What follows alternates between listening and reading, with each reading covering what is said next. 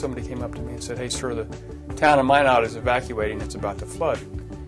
And I was like, "Well, what a way to start your first day on the job." And, I was also able, within a day or two, to fly over the flooded area and looked at the devastation.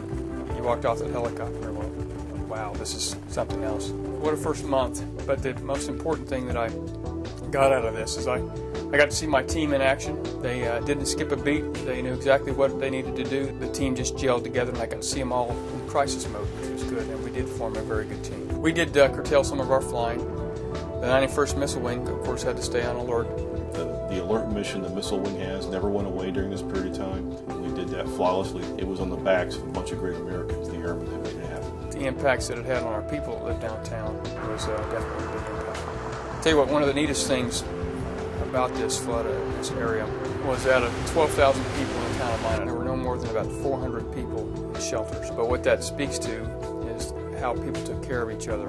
And they didn't skip a beat. They were ready to help their neighbor and help each other out.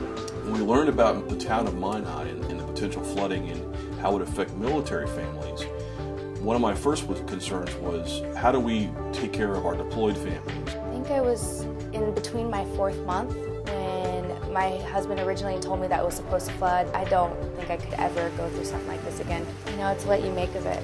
You gotta stay positive. If you want to get back in your home that bad, then you're gonna want to get back in your home and you're gonna stick with it. So, stay positive. We got through it, everything's done. It's amazing to see how well folks have recovered from this.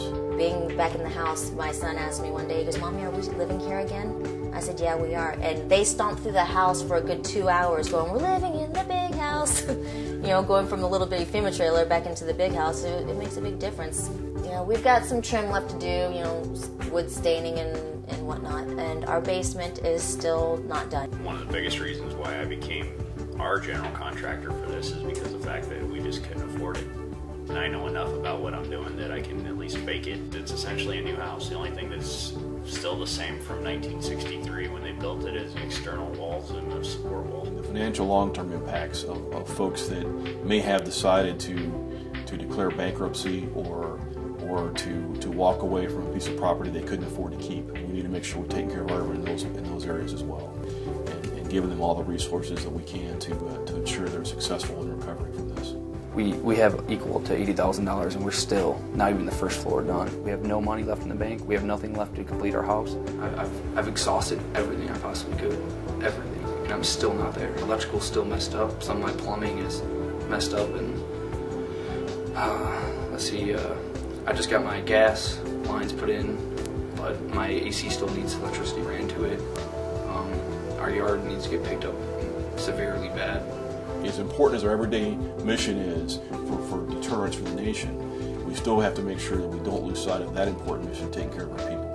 I think it's important that we remember that no matter what the challenge or the obstacle is, if we all work together, we can accomplish great things. It's safe to say that the town and the base have really done an amazing job of recovering from the flood. There was already a very good relationship with the community before the flood, but it has made those bonds even stronger. People in our church, people around the neighborhood, we've been all helping each other.